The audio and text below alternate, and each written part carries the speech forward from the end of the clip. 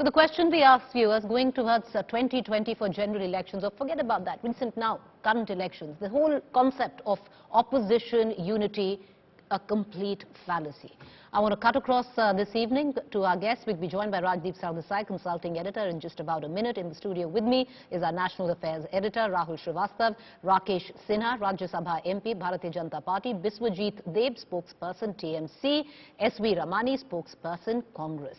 I want to cut across to our TMC spokesperson. The reason why, Mr. Deb, I want to come to you first is because you've squared the pitch further where opposition disunity is concerned. And the reason why I say that is, sir, what was the point of abstaining now from the vice presidential elections?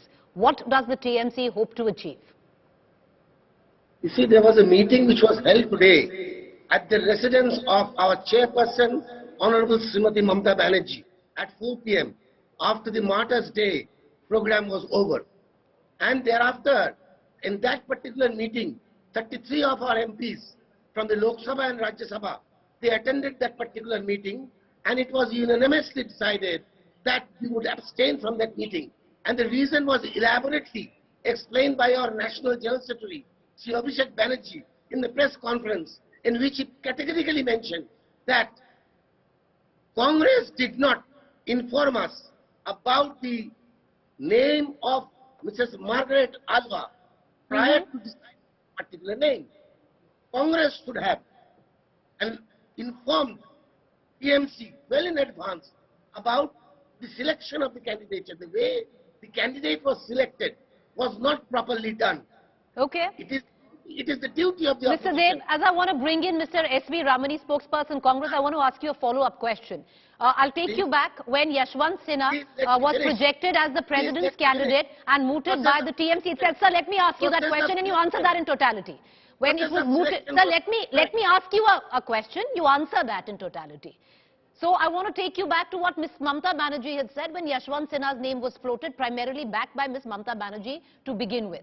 She had said that it doesn't matter who the candidate is, the opposition has to band together to counter a bigger evil. The bigger evil here, namely the Bharatiya Janata Party. It suddenly seems that bigger evil doesn't exist anymore because the Congress didn't consult with you.